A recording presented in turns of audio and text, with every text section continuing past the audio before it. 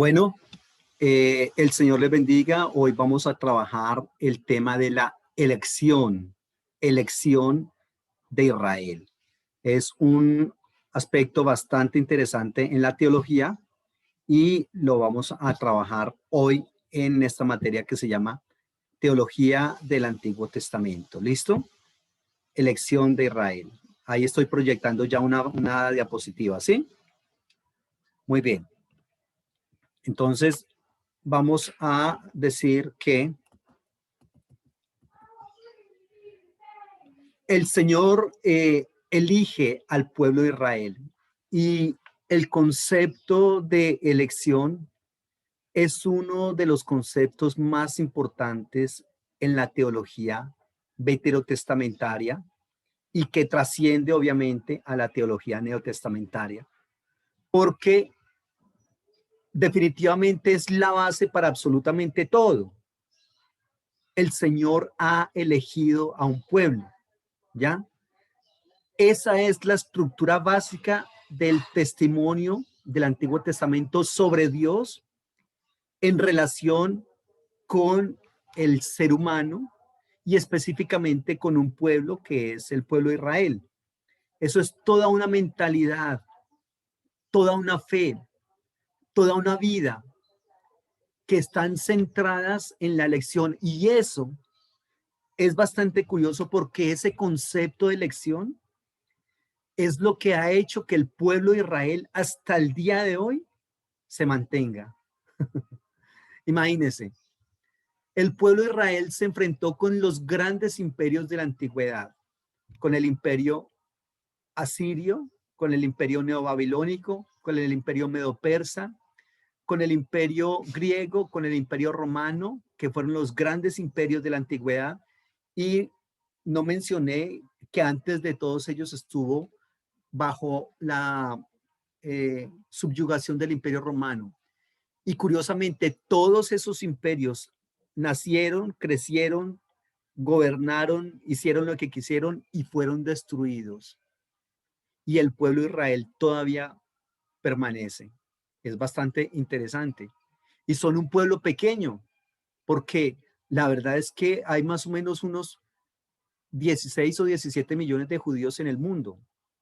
De esos 17, 9 más o menos están en Israel y los otros están en la diáspora. Pero ahí se han mantenido durante todo este tiempo. ¿Y qué es lo que los mantiene a ellos? El concepto de la elección. Somos el pueblo elegido por Dios. El Señor nos escogió. Fíjense, o sea, ¿qué será y qué es lo que está tan fuertemente arraigado en su mentalidad, en su fe, en su vida, que los mantiene hasta el día de hoy en vigencia? Y no cualquier pueblo del mundo, aunque es tan pequeño como le comenté, aunque incluso la religión judía no están predicando ni tratando de ganar adeptos, porque al contrario, cuando una persona quiere ser judío, ellos lo que hacen es desecharlo, con base en un texto del libro de Ruth, cuando Noemí les dice a sus nueras, váyanse, váyanse, en el hebreo, ese concepto es muy fuerte. No es que les esté diciendo, no, mis niñas, váyanse, yo ya no tengo más hombres aquí para darles a usted, no, las está empujando, las está echando. Ellos utilizan ese concepto para decir a una persona que quiere abrazar el judaísmo, no, esto no es suyo, esto no es para usted. Entonces, una persona que quiere abrazar el judaísmo tiene que demostrarlo hasta la saciedad que sí quiere. Es bastante fuerte. Y curiosamente, no es solamente un pueblo que ha subsistido, sino que más que subsistir, es un pueblo que le ha dado, digamos, mucha bendición al mundo. Tenemos que reconocerlo. Los judíos, por ejemplo, son un pueblo que tienen 100 premios Nobel en diferentes áreas del conocimiento. En Colombia tenemos 2 y uno es sospechoso. Los árabes tienen 2 y los judíos que están ahí al lado y que son mucho menores que ellos, tienen 100 premios Nobel. Es tan así que, por ejemplo, yo no sé si ustedes han visto en algunos alimentos que tiene 3 letras en el hebreo, que es la letra Kaf, la letra Shin y la letra Resh, kasher. que significa puro. Este alimento es apto para ser consumido por judíos. 15 millones de judíos y hacen que el mundo produzca alimento que sea apto para consumir por ellos. Imagínense. Ni hablar de que manejan la economía del mundo. Bueno, aquí no estoy hablando de que eso sí está bien o no, eso es otra discusión, pero entonces son como aspectos que se deben trabajar ahí. Alexandra, ¿levantaste la mano o colocaste carita? No, de sorprendida. De sorprendida, sí, es bastante sorprendente. Son los dueños del mundo, la verdad. La verdad son los que manejan la economía del mundo y todo ese asunto. Muy bien.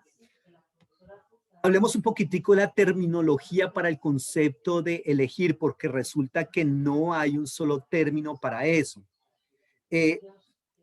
Porque algunos textos no tienen el concepto o el término para elegir, que es el término bajar, pero aunque no tienen el término como tal, sí tienen el concepto, por ejemplo, de que Dios conoció a su pueblo o que Dios lo hizo subir, ¿correcto? Entonces son textos que, reitero, aunque no dice hay elección, sí tiene unos términos que se han utilizado como sinónimo para este concepto de la elección. Por ejemplo, Amós 3:2 o Amós 9:7 o Génesis 12 del 1 al 4, que es cuando el Señor tiene ese encuentro, uno de esos encuentros con Abraham. Pero leamos, puede ser alguno de esos textos de Amós. Amós capítulo 3, versículo 2. A vosotros solamente he conocido de todas las familias de la tierra, por tanto los castigaré por todas sus maldades. Ahora, no es aquí este concepto de que a ustedes solamente yo los he conocido ya. O sea, que el Señor dice, o de pronto le preguntan al Señor, y bueno, ¿y quiénes son los filisteos? ¿Y quiénes son los sumerios? Y el Señor va a decir, yo no sé quiénes serán. No. Cuando dice que a ustedes son los únicos que he conocido, es con ustedes hice el pacto. Yo los escogí a ustedes. Los elegí a ustedes. ¿Listo? Muy bien. Por ejemplo, en la terminología, permítame referirme a algo y después los trabajamos en el hebreo. El Señor llama y designa. Ese es un concepto a partir de un versículo, a partir de un término para la lección. O que el Señor separa para algo especial. O que el Señor asió, es decir, tomó, agarró. O también, curiosamente, un término que se utiliza para elección es el término codiciar. El Señor codició al pueblo de Israel. O también conoció, que es el texto que tenemos acá. O también liberó o redimió o adquirió comprando o tomó o agarró. Esos son algunos de los términos o de los conceptos que se utilizan para hablar del concepto de elección en el texto.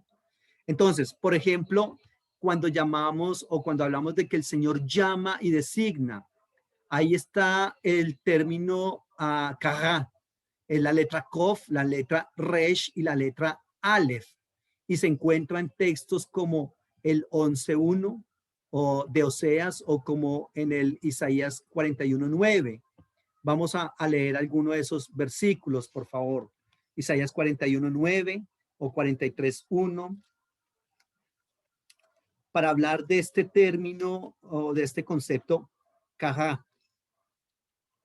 Literalmente se leería cara, sino que la resh del hebreo suena más como ga, como kaja, kaja, como una mezcla entre resh y gimel o la g. ¿Listo? Entonces Isaías 41:9 dice así, porque te tomé, ahí está el término kaja, te tomé de los confines de la tierra, de tierras lejanas te llamé, y te dije, mi siervo eres tú, te escogí y no te deseché. Entonces ahí está ese concepto de llamar y de designar de parte del Señor para su pueblo. Y el 43:1 dice, ahora sí dice el Señor, creador tuyo, Jacob, y formador tuyo, Israel. No temas porque yo te redimí, te puse nombre, mío eres tú. Y en el 48:12 Dice, óyeme Jacob y tú Israel, a quien llamé. Yo mismo, yo el primero y yo también el último. Entonces, vamos hilando diciendo que el concepto de elección para el pueblo de Israel, que es la base de la teología veterotestamentaria por todo lo que significa, se trabaja a partir de diferentes terminologías. Está en un primer momento el término kahá, que significa llamar y designar. Luego también está el término badal. Badal significa separar, separar y separar para algo especial, como en Deuteronomio 10:8 o Primero de Reyes 8:53. Leamos por lo menos alguno de esos versículos. Deuteronomio 10:8. En aquel tiempo apartó el Señor a la tribu de Leví para que llevara el arca del pacto del Señor, para que estuviera delante del Señor y lo sirviera, y para bendecir su nombre hasta el día de hoy. Entonces, ese concepto de apartar, el Señor separa a la tribu de Leví, es del pueblo de Israel, ya que está hablando específicamente de una tribu, es del pueblo de Israel, pero solamente la tribu de Leví es la encargada de estar, digamos, como en el sacerdocio por una parte y por la otra, de encargarse de toda la utilería del tabernáculo y todo ese asunto. ¿Listo? Entonces, está por otro lado el término badal. Por otro lado está el término asir, que es el término hasag. Ese término hasag es asir, pero de manera fuerte. Ya, este término también significa fuerte. Y está entonces en el Isaías 45:1 o 41:9 o 13 o 42:6. Leamos por lo menos uno de esos textos. Voy a leer el 45:1. Así dice el Señor a su ungido, a Ciro, al cual tomé yo por su mano derecha para sujetar naciones delante de él y desatar lomos de reyes, para abrir puestas delante de él y puertas que no se cerrarán. Ojo, entonces aquí está hablando de este concepto de Asir, pero curiosamente se está refiriendo a una persona que no pertenece al pueblo de Israel. Ciro es el rey del imperio medo-persa y a él entonces también Dios lo ha elegido, lo ha asido fuertemente, lo ha tomado, lo ha agarrado fuertemente. Y curiosamente también está el famoso término de codiciar. ¿Sabían ustedes que Dios sabe también qué es codicia? Es bastante interesante este término. Es la letra Aleph, la letra Baf y la letra G. Y la, mire Salmo 132.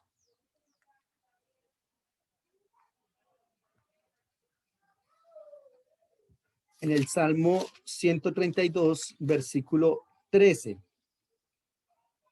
Porque Jehová ha elegido a Sión, la quiso para morada suya. Curiosamente, este término, como le estoy comentando, tiene que ver más es con codiciar. Ese es el término literal o el significado literal de esa raíz en el hebreo. Lo que pasa es que aquí la tradujeron como elegir. Suaviza el asunto, pero porque codiciar es algo que es desear casi que indebidamente, desear con tal vehemencia algo que incluso no le pertenece a uno. Y ese término se utiliza. Y por otro lado está el término yadá, que es el término para conocer, que está, por ejemplo, en Amós, que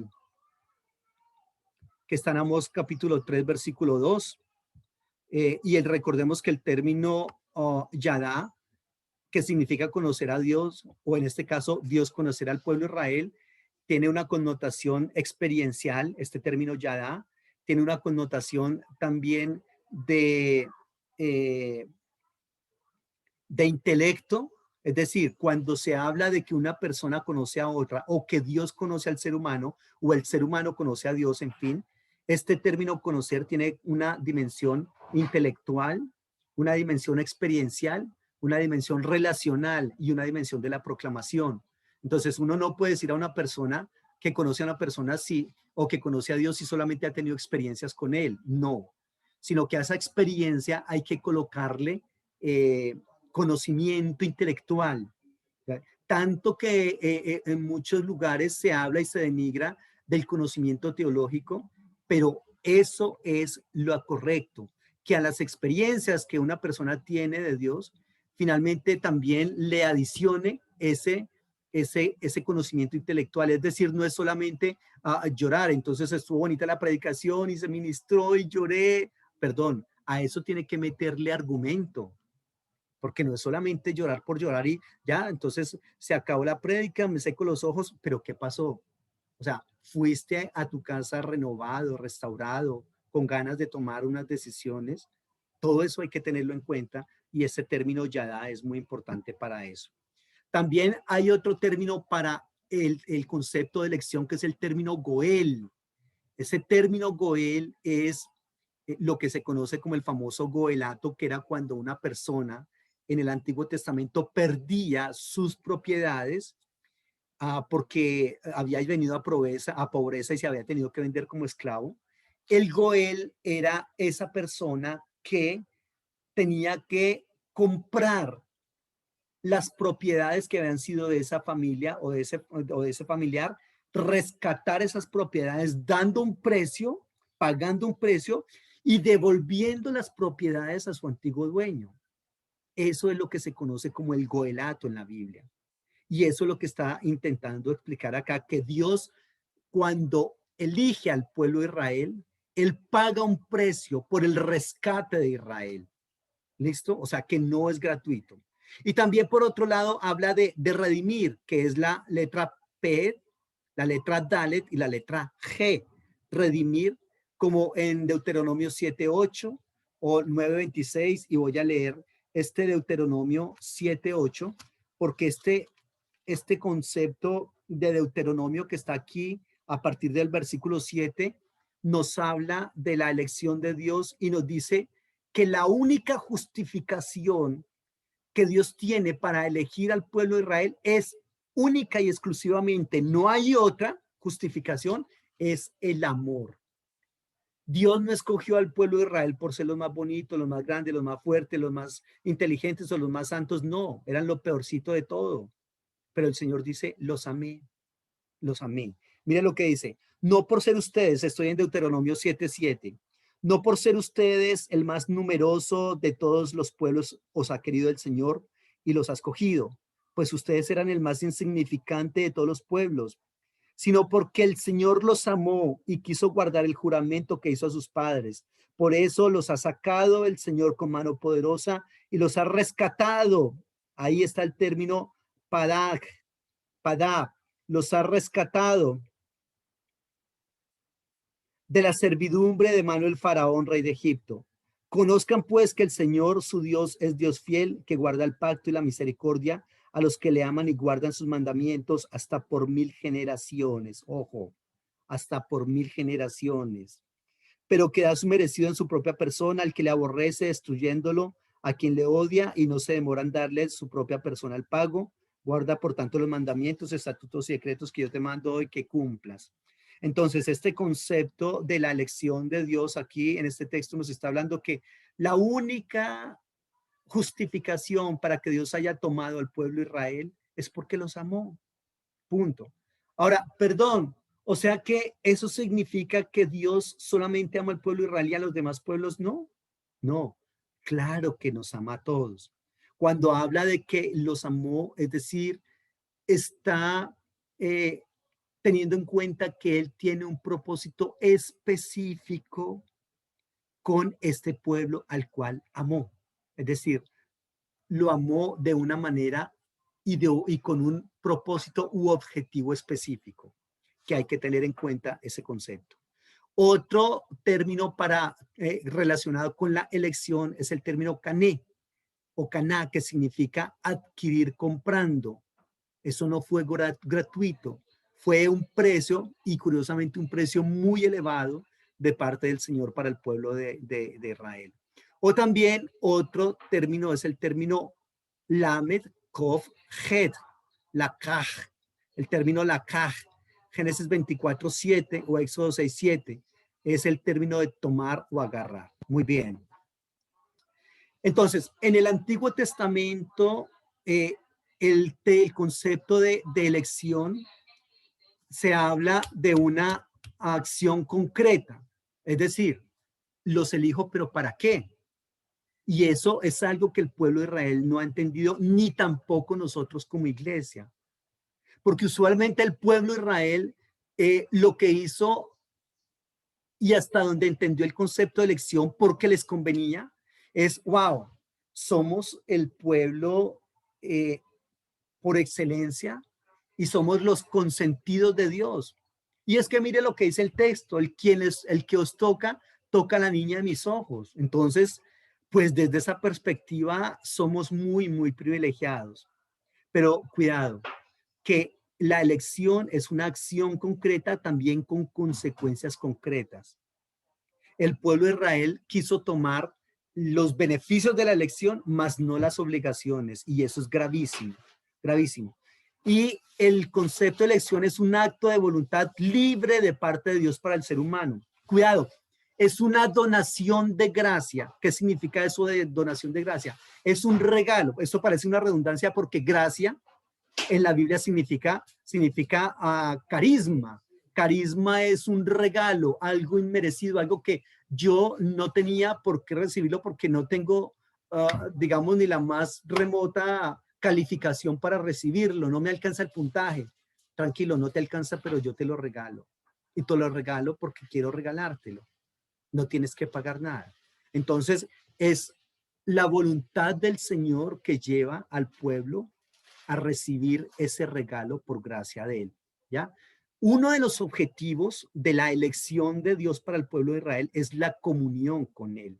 Ojo, entonces reitero, no es que, muchachos, yo los elijo a ustedes, chévere, gracias, sí, pero a ver, cuidado, los elijo porque quiero tener una relación con ustedes, ¿ya? Entonces es exactamente como cuando una persona elige a otra para casarse, para vivir con esa persona toda la vida. Entonces, ¿por qué lo elige? Ya depende. ¿Será que lo ama o será que le interesa algo que tiene esa persona? En fin, hay muchísimos aspectos, pero entonces uno de sus objetivos es la comunión con él. Dios quiere estar en comunión con Israel. Dios quiere tener una relación con ellos y por lo tanto los elige para tener esa relación. ¿Listo? La elección no se justifica. Ahí leíamos ahorita el Deuteronomio 7 y no, la elección no se justifica. Solamente, reitero, la elección es un deseo que Dios tiene para con el pueblo de Israel y que lo único que lo mueve es el amor por ese pueblo. No porque los haya contemplado y de pronto tal cual pasa con un hombre o con una mujer, dependiendo las características físicas de esa persona, que como que entre todos lo ve o la ve y dice, es ese o es esa porque mire, tiene esto y esto y esto que me gusta, ¿ya? Entonces, no, no fue por eso, era entre todo ese panorama, haciendo esa comparación, fue el más feito, la más feita por allá, el que no tenía chance de nada. Y el Señor dijo, mirando entre todos, es esa que está allá, esa que casi no se ve, esa que casi no sobresale. Eso fue lo que hizo Dios con el pueblo de Israel. Y otro aspecto de la elección es que es una acción para salvación y también que es un concepto histórico. Entonces, les dije anteriormente que la elección está dada para que Dios tenga una comunión con su pueblo, que la elección no necesita justificación, que la única justificación es el amor y que la elección es una acción salvífica, es decir, ¿para qué son salvos? Pero ¿para qué son elegidos? Para ser salvos. Recuerdan, en la clase anterior hablamos del concepto de salvación, salvación de esa manera de allá, no la salvación que nosotros conocemos en este momento. Y también es un concepto histórico y es tan histórico que el pueblo de Israel, como les comenté al inicio, se ha mantenido hasta el momento en una perspectiva en la cual ellos son el pueblo escogido y eso los ha llevado a mantener su historia a pesar de todas las circunstancias. Ahora, cuidado con esto, muchísimo cuidado con esto, porque a partir de lo que yo estoy hablando hoy, es posible que se piense, es posible que se piense en cuanto a la elección desde el concepto de predestinación que existe, y no es así. La elección del pueblo de Israel de Dios por el pueblo, para el pueblo de Israel y luego para su iglesia, no es lo que se conoce como predestinación. Ojo con esto. Predestinación es una doctrina del calvinismo o del hipercalvinismo en la cual se dice que Dios escogió a unas personas para salvar y otras personas para condenarse. Que Dios no murió, que Jesucristo en el caso de la teología cristiana, que Jesucristo no murió por todo el mundo, sino solamente por los salvos. Bueno, y hay unas discusiones bien interesantes ahí, pero la verdad es que el concepto de predestinación no cabe aquí en la elección en ese sentido de que Dios, como eligió al pueblo de Israel, entonces los demás no tienen chance de nada. Uh, no, no es eso. No es una acción trastemporal, sino que es una acción, reitero, salvífica, histórica. Cuidado, esta acción de la elección es el fundamento de la historia del pueblo de Israel y del Señor. O sea, toda la historia del pueblo de Israel está basada en este concepto de elección.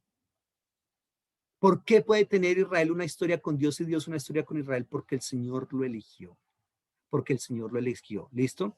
Leamos algunos textos. A ver, por ejemplo, puede ser el Salmo 106.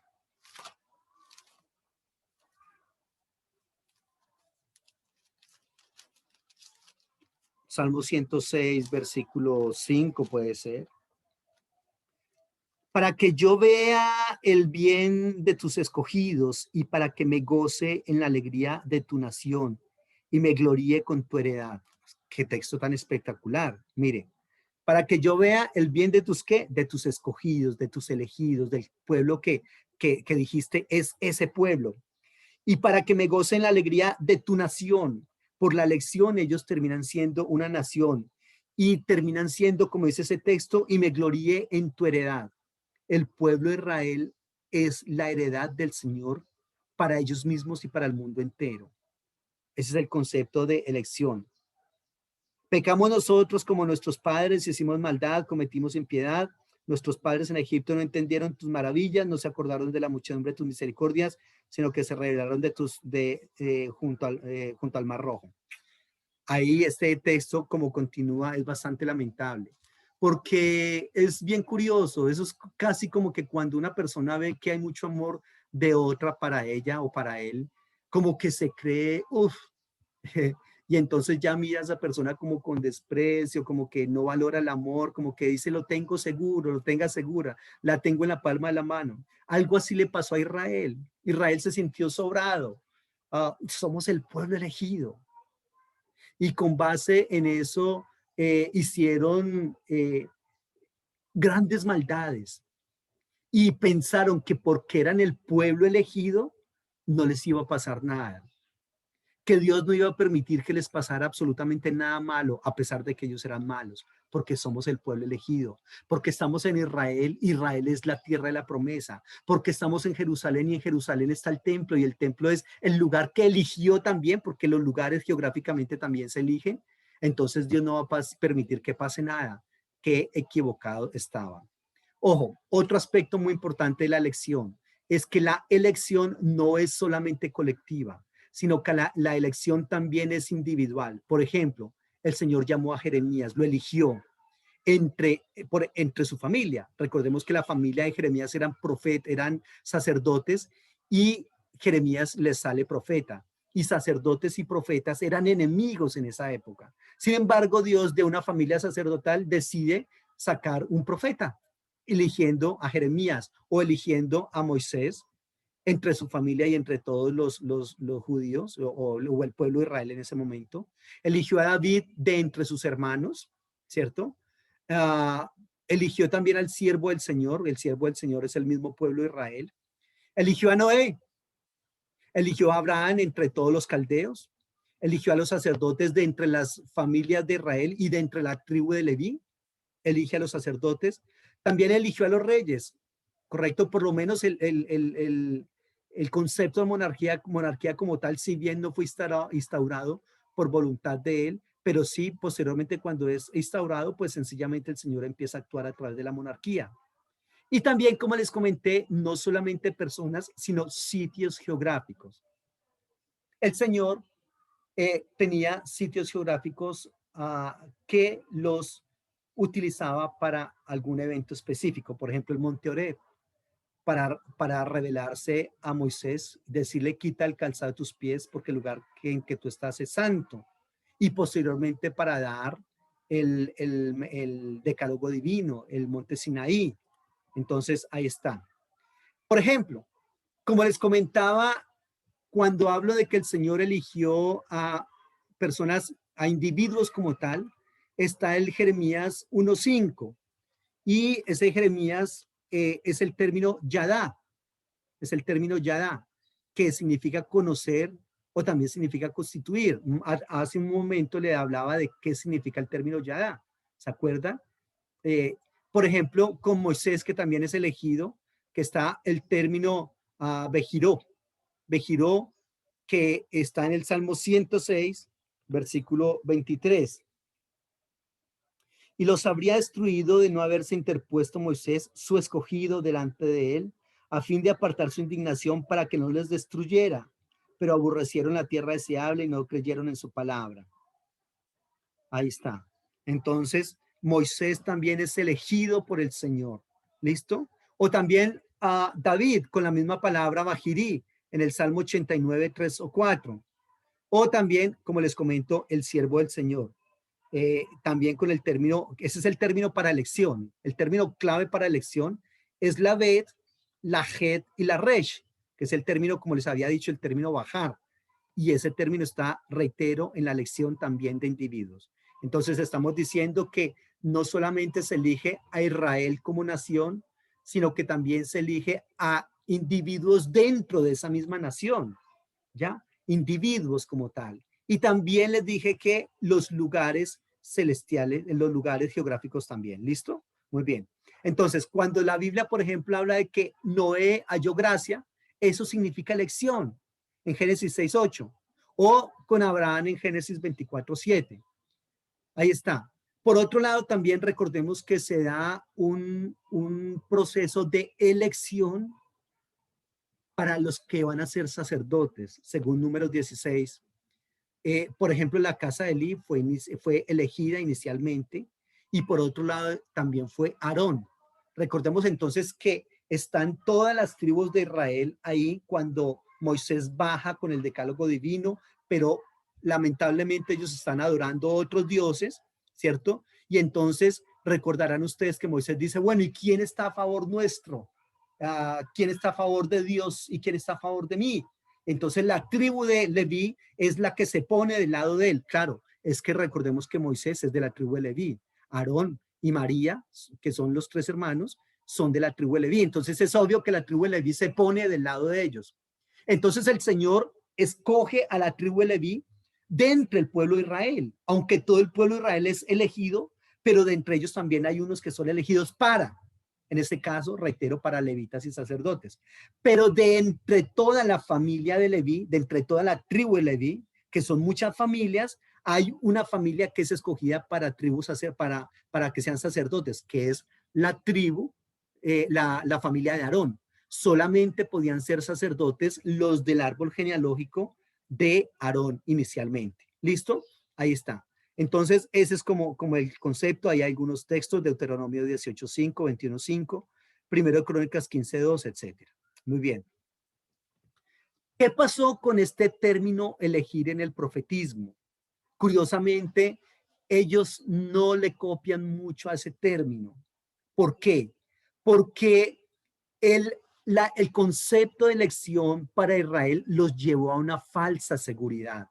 Ojo con eso. Nos puede pasar también a nosotros porque, cuidado, nosotros también formamos parte de esa elección, ¿correcto? Tanto como pueblo de Dios, que en el Antiguo Testamento es pueblo de Israel, en el Nuevo Testamento es iglesia, ¿correcto? Y Pablo hace toda una disertación de cómo entonces, como el pueblo de Israel no lo aceptó, entonces viene a tomar la iglesia, etcétera, etcétera.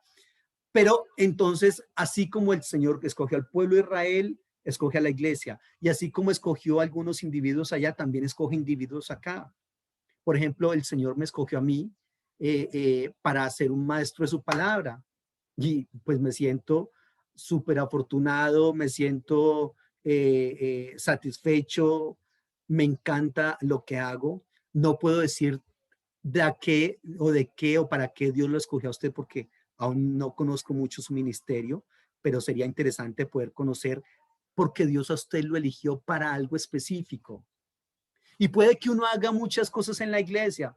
También soy pastor, a veces le chusografeo ahí al piano porque no hay nadie que lo toque. A veces hago otras cosas digamos, en el rol ministerial. Pero mi ministerio como tal es ser maestro. Entonces, pero cuidado, que eso no nos lleve a nosotros a una falsa seguridad, como le pasó al pueblo de Israel con lo del profetismo, que ellos decían, o sea, ¿qué nos va a pasar a nosotros si nosotros somos el pueblo escogido? ¿Qué va a pasar en Jerusalén si aquí en Jerusalén está el templo? Vea, ¿usted cree que el Señor va a permitir que le pase algo al templo? No. Y a partir de eso entonces hicieron lo que se les dio la gana. Por eso el profetismo dice, no señores, ustedes piensan que ustedes por ser el pueblo de Dios van a hacer lo que quieran hacer, pero están muy equivocados. Viene un juicio, les dice ellos. Ellos esperan el día del Señor. Miren, ellos por la elección de Dios, ellos esperan el juicio del Señor. Y en ese juicio del Señor, resulta que ellos esperan ese día del Señor porque según ellos, ese día del Señor, el Señor va a destruir a todos los enemigos de Israel. Y él les dice, ¿y para qué esperan ese día del Señor? Cuéntenme a ver. Ese día del Señor va a ser un día terrible. Va a ser un día en el cual los más poderosos van a llorar. Va a ser un día en el cual una persona se encuentra con un oso en el campo y sale corriendo a su casa tratando de buscar una protección y coloca la mano en la pared agotado de la carrera que dio para correr a su casa y lo muerde una serpiente. En las endijas de las paredes no eran así como estas que son muy parejitas y eso no, las paredes en esa época tenían grietas, eran muy irregulares y esas grietas guardaban mucha frescura. En días muy calurosos las serpientes se hacían en esas grietas para descansar, para sentirse más frescas, ¿ya? Y entonces obviamente una de esas serpientes se había ocultado en una de esas endijas de las paredes y claro, al una persona colocar la mano ahí sobre ellas, pues ella va a atacar. En fin, dice, ese concepto de elección a ustedes no les va a servir absolutamente para nada. Al contrario, como ustedes son los elegidos de Dios, el juicio va a comenzar con ustedes. Es lo que el Señor le dice al pueblo de Israel. ¿Listo? Muy bien. Como le he venido diciendo, los sitios geográficos son también elegidos por el Señor. Leamos, por favor, Zacarías.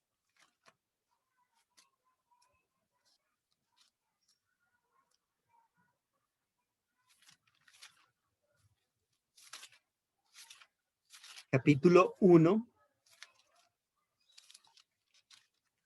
versículo 17. Oh.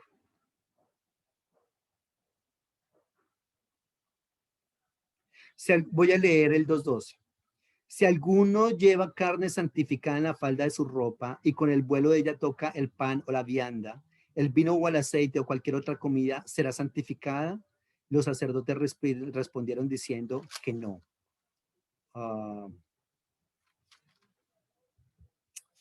Perdón, qué pena, ese no es. Estaba leyendo en Ageo. Zacarías 1:17.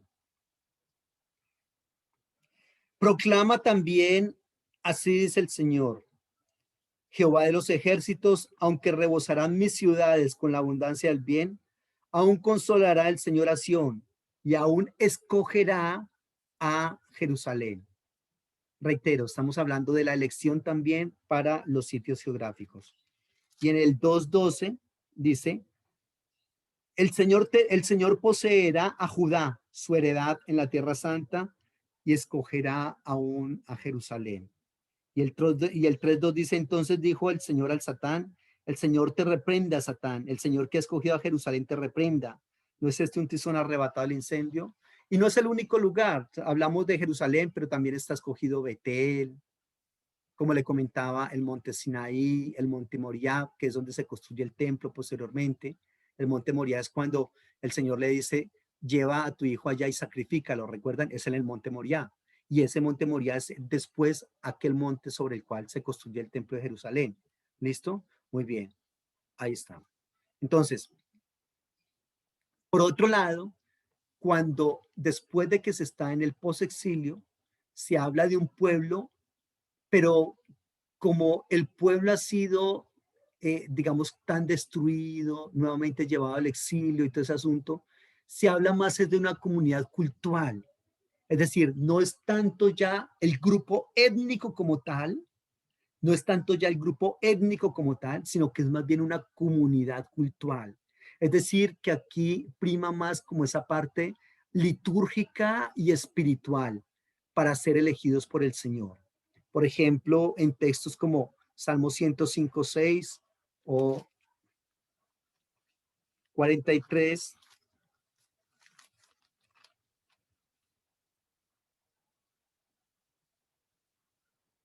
Vosotros, descendencia de Abraham, su siervo, sus hijos, hijos de Jacob, sus escogidos. Oh, y el versículo eh, 43 dice, el Señor sacó a su pueblo con gozo y con júbilo a sus escogidos. Les dio las tierras de las naciones y las labores de los pueblos heredaron, para que guardaran sus estatutos y cumplieran sus leyes. Aquí se habla más, reitero, como de una comunidad cultural, es decir, una comunidad que ha sido escogida por Dios para que le adoren. ¿Listo? Para que le adoren.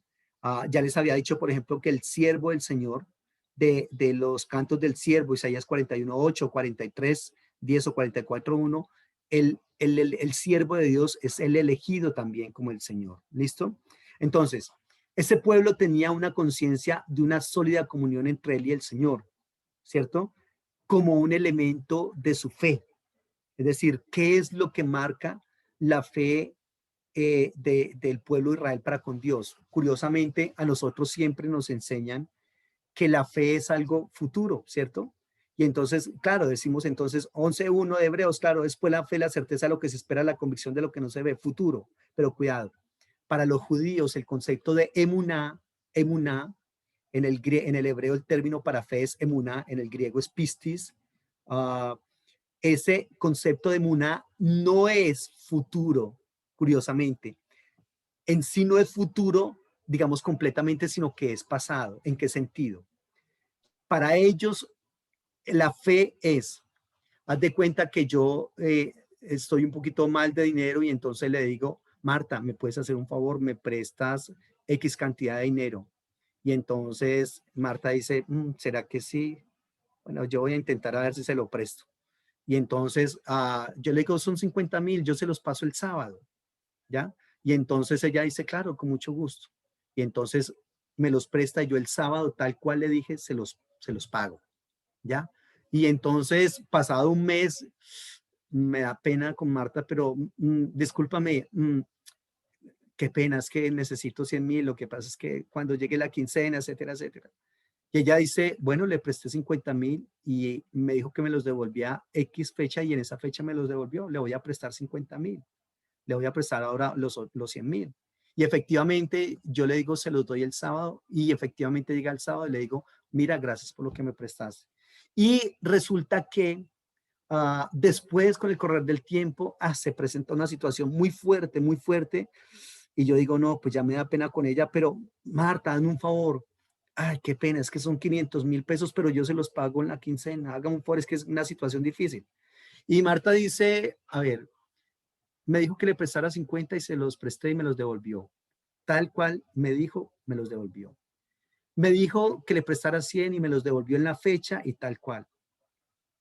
Nunca le he prestado 500, pero sé que así como me devolvió los 50 y los 100, así me devuelve estos 500, porque ya ha pasado en el pasado, ya ha pasado anteriormente. Eso es fe para el pueblo de Israel, que ellos se dan cuenta a partir de la lección que ellos tienen una comunión con Dios y esa comunión es el elemento constitutivo de su fe. de que Dios ha obrado a favor del pueblo de Israel en el pasado. Entonces, sencillamente, si una persona tiene una circunstancia, una situación muy álgida en su vida, sencillamente le echa mano al pasado y dice, a ver, en ese momento el pueblo de Israel estaba en una condición lamentable en Egipto y Dios actuó. Dios actuó también con salvándolo a partir o a través de las manos de David.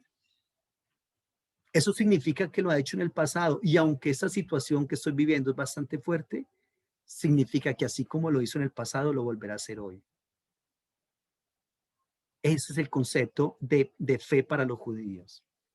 Es un concepto espectacular, ¿ya? Porque eso es como cuando a ti alguien te ha demostrado, qué sé yo, hoy he hablado algunas ocasiones de la relación de pareja. Entonces, esa persona te ha demostrado que de pronto había por ahí alguien que le estaba tirando los perros y esa persona se mantuvo firme. Y después otra vez, pero no pasó nada. Y ahora mire esta. Entonces, no, pero yo sé que no va a pasar nada porque él me ha demostrado o ella me ha demostrado que me ama, que me respeta y que me es fiel. Entonces puedo estar tranquilo y seguir amándolo o amándola, pero no va a pasar nada en esta ocasión. ¿Ya? Entonces, fíjese cómo es la fe. Eso es espectacular. Si Dios ya sanó a una persona una vez y lo ha sanado otra vez y otra vez y se le presenta una enfermedad, lo más seguro es que Dios vuelva y la sane. Pero todo eso se da con base en la ¿qué? En la elección, en la elección. Pero curiosamente, como les comento, la gran denuncia de los profetas es que esa elección terminó haciéndoles daño a ellos. Terminó haciéndoles daño porque como le comento, ellos cayeron en una falsa seguridad. No va a pasar nada. Eso va a seguir todo igual, porque finalmente somos el pueblo elegido. Mire lo que dice, por ejemplo, Amós capítulo 3, versículo 2. A ustedes solamente los he conocido de todas las familias de la tierra. Cuidado. Por tanto, los castigaré por todas vuestras maldades. O sea, ellos pensaban que como eran los niños mimados del Señor, entonces podían hacer lo que se les daba la gana. El Señor dice, no, el juicio va a comenzar con ustedes. Porque yo hace rato les estoy diciendo, hace rato les estoy mandando, ¿y qué pasó entonces? El juicio va a comenzar con ustedes. Y en el 6.1 dice, ojo, hay de los que reposan en Sión y de los que confían en el monte de Samaria, los notables y principales entre las naciones a quienes acude la casa de Israel. Pasen a Calné y miren, y de allí vayan a la gran Hamad, y descendan luego a Gad de los filisteos. ¿Ustedes son mejores que esos reinos? ¿Es su territorio más extenso que el de ustedes? Ustedes que creen alejar el día malo, acercan el reino de la maldad. Ustedes duermen en camas de marfil y reposan sobre sus lechos. Comen los corderos del rebaño y los novillos sacados del establo. Gorgojean al son de la flauta e inventan instrumentos musicales como David. Beben vino en tazones y se usan con los perfumes y se ungen con los perfumes más preciosos, pero no se afligen por el quebrantamiento de José. Por tanto, ahora irán a la cabeza de los que van a la cautividad y se acercará el duelo de los que se entregan a los placeres. Ahí está. Entonces, esa elección los llevó a una falsa seguridad. Se relajaron. Dijeron, esto no va a pasar nada. Tranquilos que somos el pueblo elegido. Entonces, bueno, por otro lado, la elección hace que el pueblo se denominen u otros les denominen también pueblo del Señor, propiedad del Señor. En textos como Éxodo 19:6 o Deuteronomio 7:6 que ya leímos. Entonces, ellos son propiedad del Señor. El Señor les apartó, el Señor les tomó, el Señor les anheló, les codició, pagó un precio por ellos y como resultante son mi pueblo. ¿Listo? Ellos no se han hecho santos por ellos mismos. Un ser humano no se puede hacer santo por sí mismo. Es porque el Señor los eligió, los tomó, los santificó, tiene una relación con ellos que ellos pueden decir entonces, ah, hay santidad acá. ¿Listo? Pero es por eso, por la separación que Dios ha hecho de ellos y no por ellos mismos como tal. Ningún ser humano, o no puedo decir yo finalmente, ah, yo me autoelijo para ABC cosa. No. Y como yo me autoelegí, entonces también me autosantifico. ¿Cómo podemos? ¿Cómo podemos hacerlo? No se puede. ¿Listo? Muy bien. Como le comento, uno de los textos más importantes que hablan de la elección es Deuteronomio 7:9, Éxodo 19 también, o 2 Samuel 7:23. ¿Listo? Muy bien.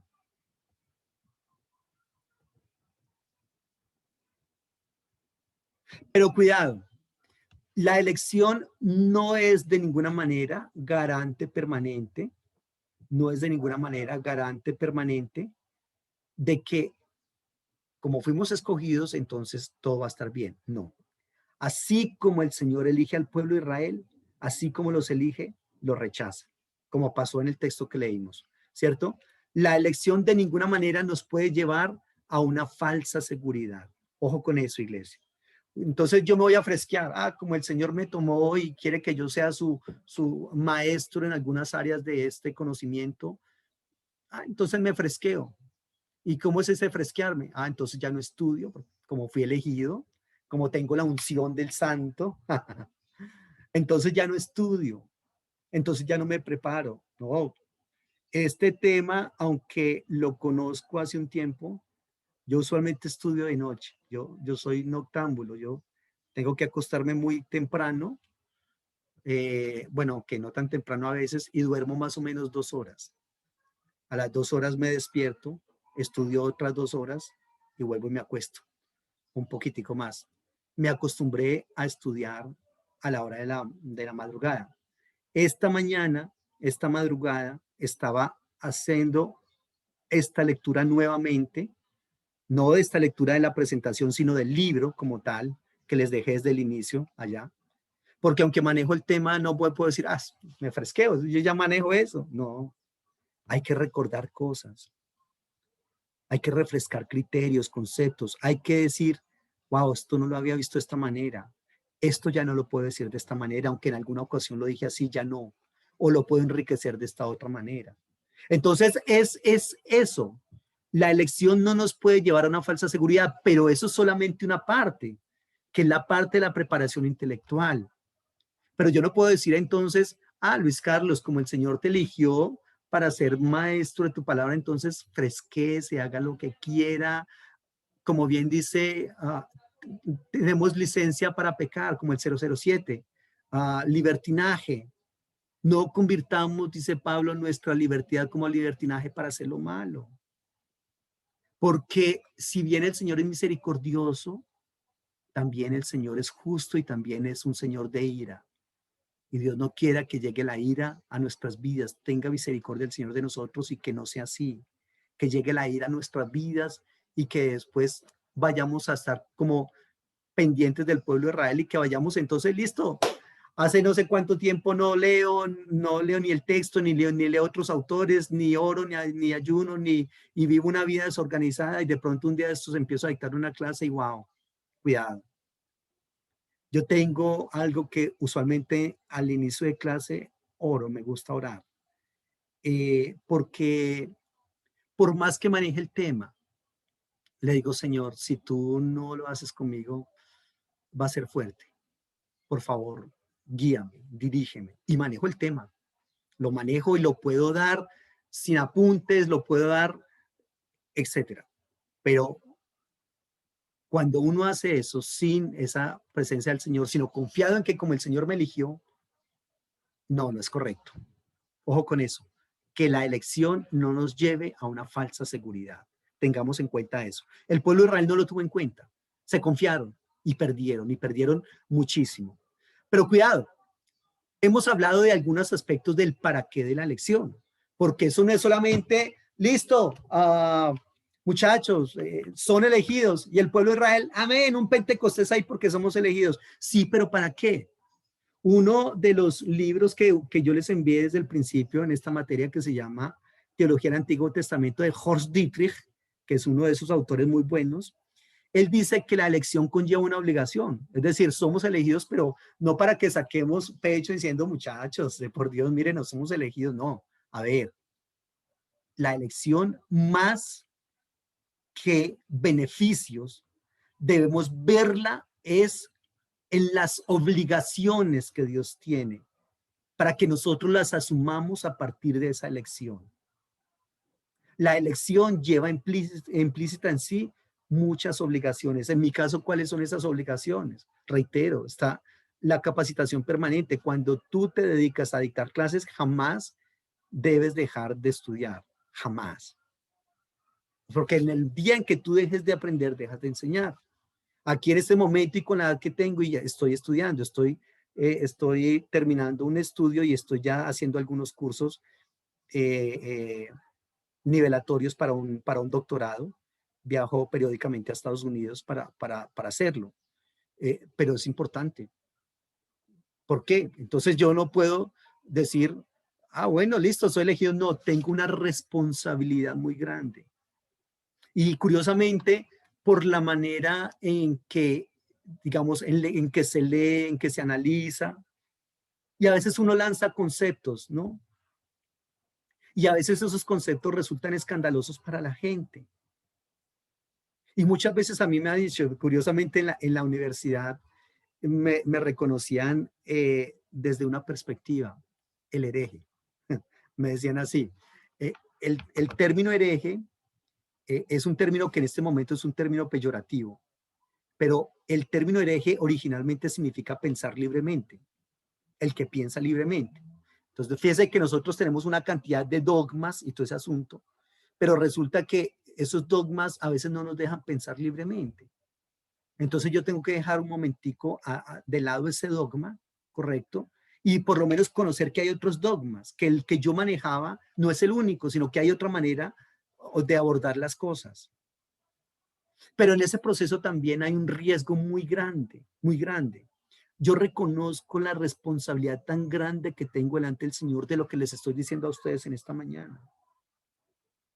Lo reconozco, sobre todo cuando lo que propongo no está en la misma vía de lo que tradicionalmente se conoce de algún evento o de algún concepto. No está en la misma vía.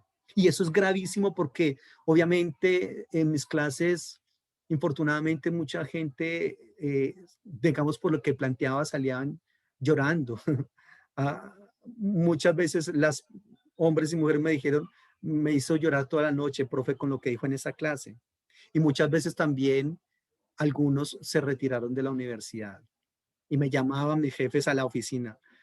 Luis Carlos, otra vez, ¿qué fue lo que usted le dijo a esa persona? Mire, se retiró, ya no va a volver. Y eso era una situación bastante fuerte para mí. Y tenía que empezar como a argumentar, a justificar de por qué dije eso. En alguna ocasión, ni siquiera era la clase, fue el devocional de la primera clase. Yo todas las primeras clases daba un pequeño devocional. Y en la primera clase dije que David había sido un guerrillero, porque efectivamente David fue un guerrillero. Cuando estaba huyendo de Saúl, David era un guerrillero tal cual un guerrillero. Se había levantado en armas contra el gobierno, estaba huyendo del gobierno, era un forajido al cual se le habían unido otros hombres también endeudados, afligidos, amargados de espíritu, etcétera. Y tal cual como cualquier guerrillero le está pidiendo vacuna a Nabal. Y Naval, tal cual como cualquier ciudadano de bien, dice, yo, ¿por qué le voy a tener que pagar vacuna a este tipo? ¿Cómo me le ocurre? Y tal cual como cualquier forajido, David va a matarlo. Cuando la esposa de Naval dice, no, tenga misericordia, y le trae unos presentes y todo eso. David era un guerrillero. Pero entonces ese muchacho salió a la casa y dijo que yo había dicho que era un guerrillero y el papá le dijo, ¿usted cómo se le ocurre y quién le está enseñando? Y ese profesor, ¿qué? Si estuviera acá le daría en la cara. Una cosa loquísima ahí. Qué pena le cuento estas odiseas. Pero es, ¿por qué le estoy contando esto? Por la responsabilidad tan grande que tengo y que sé que tengo al enseñarles esto a ustedes. De que le tengo que dar cuentas al Señor. Y si yo le tengo que dar cuentas al Señor de todo lo que les estoy enseñando, hombre, eso me mueve y me carga muchísimo. Y me carga, ¿y cuál es mi idea? Señor, dame sabiduría, Señor, muéstrame realmente. y empezar a leer el texto bíblico, empezar a mirar qué dice el griego, qué dice el hebreo, empezar a mirar qué dice este autor, qué dice el otro, qué dicen los demás allá, qué dice el autor que propone algo a favor, qué dice el autor que propone algo en contra, para terminar diciéndoles a ustedes estas dos cositas que le digo. Pero entiendo la responsabilidad tan fuerte porque entiendo de lo que usted está construyendo a partir de lo que yo le digo. Y eso es muy delicado. Entonces, siempre le digo, Señor, guíame, guíame realmente. No quiero, con la teología se pueden destruir vidas, pero con la teología también se puede construir, se puede emancipar, se puede liberar, se puede ampliar estos conceptos mentales. Y yo opto por esa otra opción de ampliar, de liberar, de decirle a la gente, esta es una posibilidad, pero mire, aquí hay otra y aquí hay otra. ¿Correcto? Para que tengamos mucho más herramientas, muchísimo más información para tomar una decisión adecuada. La decisión la toma finalmente usted. Y me ha pasado no una ni dos veces. Y eso le agradezco al Señor por eso. Estoy a veces así. Y el Señor me dice, investiga tal tema. Literal. Me lo ha dicho y no reitero ni una vez ni dos veces. En la universidad varias veces me dijo, investiga tal tema. ¿Cómo habla el Señor? Claro que el Señor habla, claro que sí. El Señor habla de muchas maneras, a veces de manera audible que lo he escuchado, a veces como una voz que nosotros llamamos la voz de la conciencia, pero que no es conciencia, a veces con su palabra, a veces en el contexto, de mil maneras habla el Señor. Y me pongo a investigar el tema. Oh, sorpresa, al día siguiente o en la clase que voy a dictar a continuación, la persona me dice, profe, ¿y este tema qué? Y yo me quedo apenas, wow, asombroso. Sí, el Señor también se mete con la teología. A veces la gente piensa que el Señor no, con eso de teólogos y eso no porque eso es de hombres, no, de ninguno de los hombres, es del Señor. Y el Señor también es el Dios de la teología. Entonces tengamos en cuenta eso. ¿Para qué la lección? La lección nos lleva a obligaciones. Y esas obligaciones hay que cumplirlas a cabalidad y no quedarnos solamente con eh, no quedarnos solamente con el don, con el talento como tal. Ese don, ese talento hay que perfeccionarlo. Ahora, yo obviamente estoy hablando desde mi profesión. Ustedes tienen otras profesiones. El que es abogado desde el derecho tiene una obligación y tiene un compromiso con Dios. El que es médico, y como médico vas a tener que decirle al Señor, decidí ser un médico proabortista y aborté y yo no sé ni cuántos abortos hice. Ahora justifíquele eso a Dios. O por otro lado decir, yo quiero ser un médico pro vida. O quiero ser un abogado, pero que sea un abogado que defienda la justicia y no que mira a ver cómo saca al perverso porque es que esos pagan más. O si yo soy un contador, entonces cuando el de la empresa me dice, bueno, ¿y cómo podemos nosotros solucionar ese problemita? Y porque es que tenemos un pequeño desfalco. Y yo decirle, no, un momento porque a eso yo no le copio. O sea, lo que es la cuenta como tal y listo. Lo que es la contabilidad y no vamos a llevar segundas contabilidades ni libros allá, nada. Y así sucesivamente con el albañil. Que el albañil que de pronto le dicen, ve, ¿por qué no le metemos varilla más delgado? Quitémosle una varilla a esa columna. Y él diga, no, ¿cómo se le ocurre? Porque si yo le quito eso y me la gasto en cerveza, no es que eso de pronto se va a caer. Entonces, todos esos son conceptos que nosotros tenemos que manejar desde el llamamiento que Dios nos hizo y cómo llevamos adelante ese llamamiento. Hay responsabilidades. ¿Listo? Por otro lado, la elección implica una historia. Y como les dije desde el principio, el pueblo de Israel ha mantenido una historia, mire, de cuántos años. Increíble. Ellos van en el 5771 en este momento. Y toda esa historia ha sido permeada por este concepto de elección. Somos el pueblo de Dios. Y como les dije al inicio, han sobrevivido a todos esos grandes imperios, siendo ellos tan débiles, tan pocos, siendo ellos tan, digamos, insignificantes frente a esos imperios. Y han sobrevivido. Sobrevivieron al holocausto nazi. ¿Ya? ¿Y qué es lo que los ha mantenido? La historia. Para ellos sigue siendo, todas esas historias de la Biblia siguen siendo su historia de vida.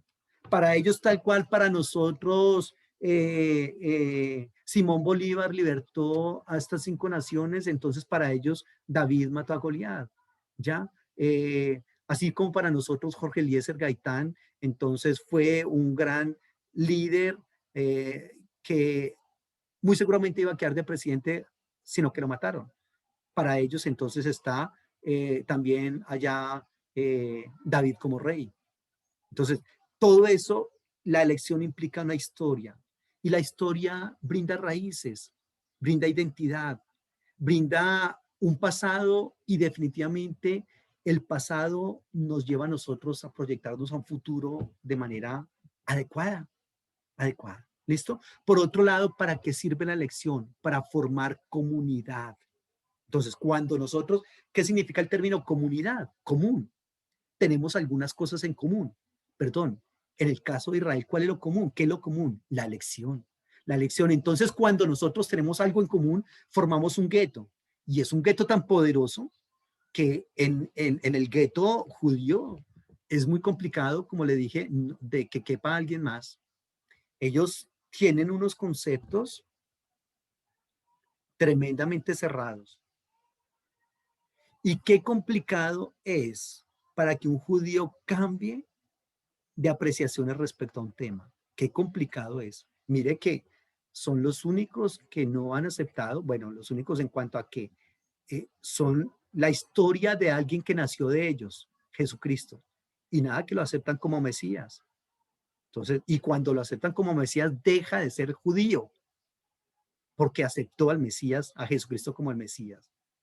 Ya no puede decir, soy judío, religión judía, y, sí, y acepto a Jesucristo como Mesías, ¿no? Ahí ya se convierte en cristiano. Ahí está. Pero por otro lado, la elección está para ser propiedad. Y perdón, cuando eh, soy elegido por Dios, yo ya no me pertenezco a mí mismo. ¿Cuál es el grave pecado de Génesis 3? Desapropiarse. Ese es el grave pecado, desapropiarse.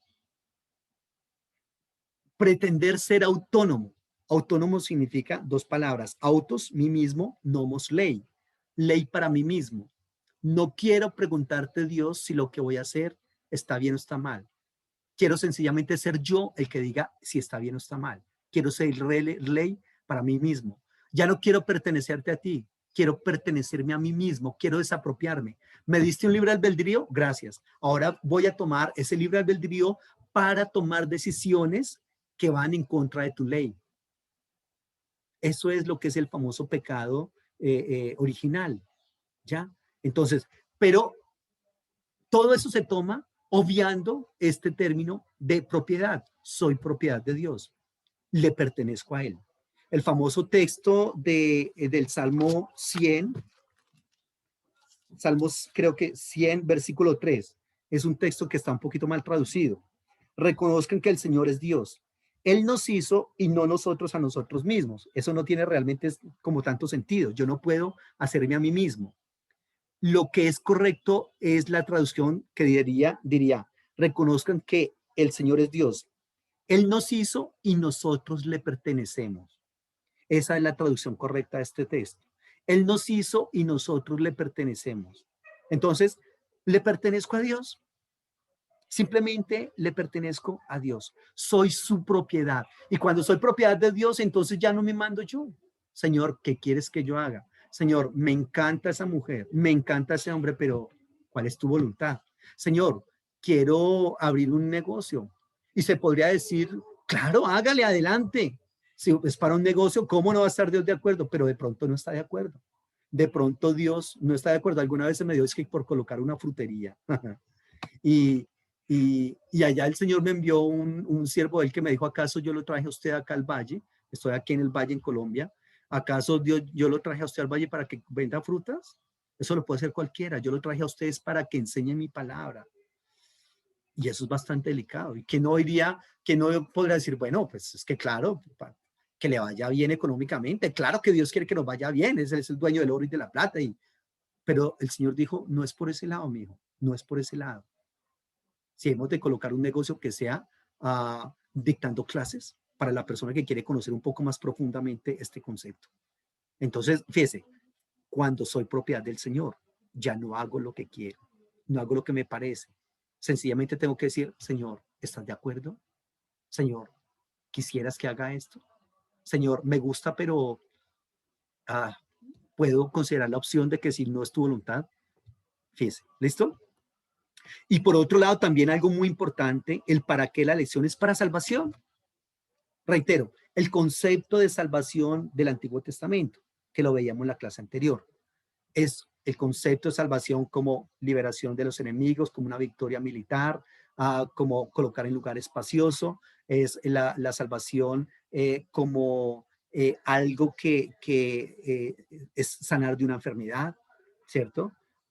Y todo lo que se puede disfrutar aquí, en este momento, y no solamente escatológica. Entonces, ¿para qué la elección? Para la salvación. ¿Por qué el pueblo de Israel es salvo de muchas maneras en el texto bíblico? Porque sencillamente Dios lo eligió y la elección incluye la salvación. Muy bien. ¿Para qué más? La elección es una promesa que espera cumplimiento. Y uno diría, bueno, pero perdón, ¿qué cumplimiento si mire todo lo que ha pasado? Sí, pero es que la elección tiene también un evento escatológico. Entonces, la promesa de la elección en plenitud todavía no se ha cumplido. O sea, si el Señor nos llamó a nosotros nos eligió para salvación, la salvación todavía no la disfrutamos en plenitud, la disfrutamos en lo que se puede disfrutar acá, en esta corporeidad y en esta dimensión. Pero hay una dimensión escatológica y una dimensión que se sale de esta corporeidad. ¿Listo? Entonces, la elección aún es una promesa que espera un cumplimiento total. Ya han pasado muchas cosas y nos han mostrado muchas cosas de la elección, pero aún espera un cumplimiento. ¿Listo? Y por otro lado, cuidado, espectacular. La elección es fundamento de la esperanza constantemente renovada. Esto es clave. Esto es clave. ¿Por qué razón? Porque nosotros siempre hablamos de la esperanza. Un autor que trabaja mucho el concepto de esperanza y que me encanta cómo lo trabaja es Jürgen Moltmann. Y Moltmann propone que nosotros usualmente trabajamos el concepto de elección como algo escatológico, algo que pasa allá en el futuro, pero que no tiene que ser así, sino que esa esperanza que nosotros tenemos para el futuro debe ser traída a nuestro presente. ¿De qué sirve la esperanza como solo único y exclusivo concepto escatológico? No, a mí no me sirve la esperanza algo escatológico, sino algo que es ya. La esperanza es la realidad más real de todas las realidades. ¿Por qué? Porque la esperanza tiene la capacidad de superar la realidad que yo estoy viviendo y colocarse sobre mi experiencia. Entonces, yo estoy teniendo una experiencia y estoy teniendo una esperanza. Mi experiencia es que vivo en un país de los más corruptos del mundo y que estos benditos políticos que nos manejan cada vez están más corruptos y colocaron ya una nueva reforma tributaria, o no sé si ya pasó o está en ese proceso. Pero esa es mi experiencia, pero mi esperanza es que el Señor va a tomar cuenta de eso y que esto no va a durar para siempre y que el Señor va a traer su reino de los cielos o su reino de Dios en el cual la justicia será la constante para todos los que formamos parte de ese reino. Entonces yo tengo una experiencia, pero también tengo una esperanza. Yo no me quedo solamente con esa experiencia. Yo coloco mi esperanza en esa experiencia. Ahora bien, eso no es una falacia y no es eso es la consolación de los bobos. Alguna vez esto se acabará. No viviremos para siempre. No hay mal que dure 100 años ni cuerpo que lo resista. No, no es eso.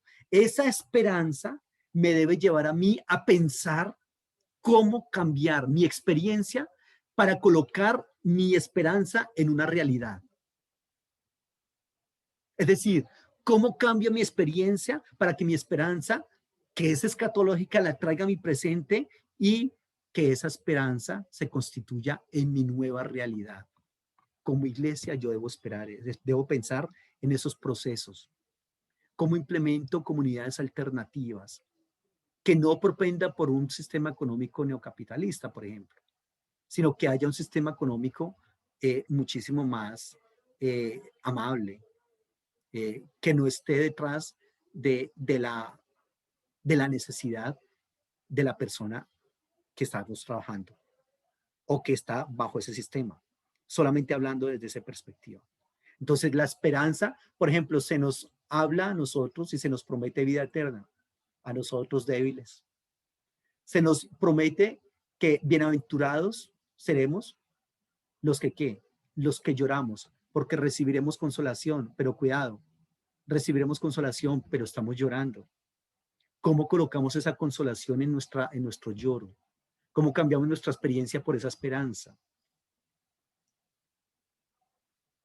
Se nos habla de santidad a nosotros que estamos muertos en delitos y pecados, pero se nos habla que podemos llegar a ser santos. Entonces son aspectos bastante interesantes en ese concepto de fundamentación de la esperanza. Preguntas, ¿tenemos preguntas hasta el momento? No, muy buena la clase.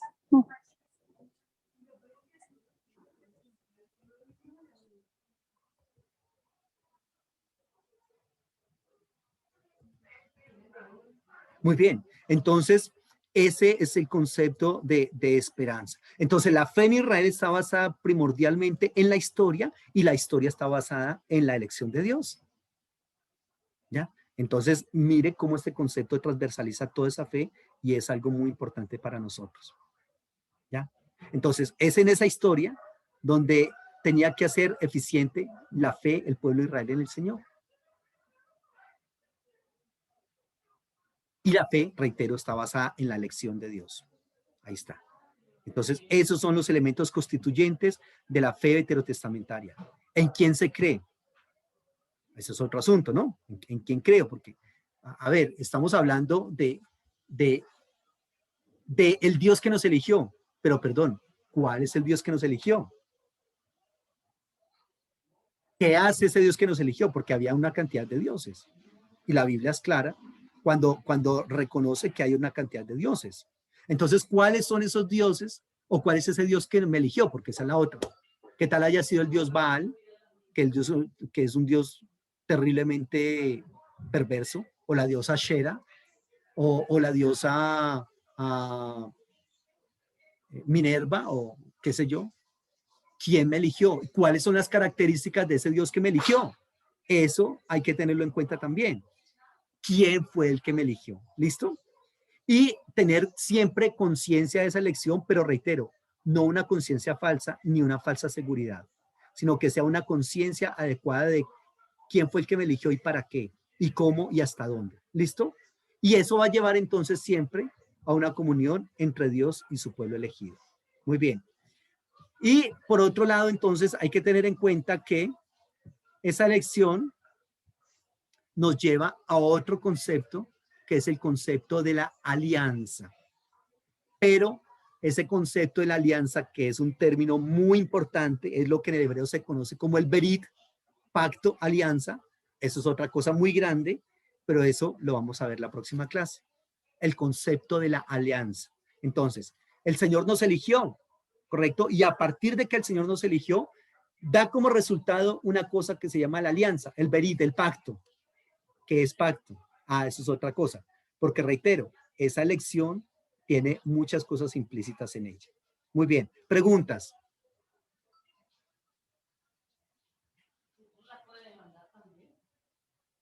¿Listo? Entonces, si no hay más preguntas, ese es el concepto de la alianza, grosso modo. El concepto de la elección, grosso modo. Ojo, recuerde una cosa. Nunca se agotan las temáticas. Lo que se agota es infortunadamente el tiempo. El tiempo, pero la temática siempre va a ser muy, muy profunda. ¿Listo? Si ustedes quieren hablar, trabajar algo más de estos conceptos, recuerden que les pasé los libros de teología del Antiguo Testamento, los mejores que hay en español. Se los pasé, más o menos los buenos autores son Walter Eichel, Walter Brueggemann, Horst Dietrich, Gerhard von Rad, ¿cierto? Walter Zimmerli, Edmund Jacob, Robert Cade. Esos son como los los fuertes teólogos del Antiguo Testamento, Roland de Bob, bueno, en fin. Y esos libros se los pasé desde el principio. Ok, mis amadas, apreciados. Gracias por haber estado en esta clase. Entonces, estamos en contacto. El Señor les bendiga. Amén. Amén. Gracias, pastor. Gracias, Feliz día. pastor. Hasta luego.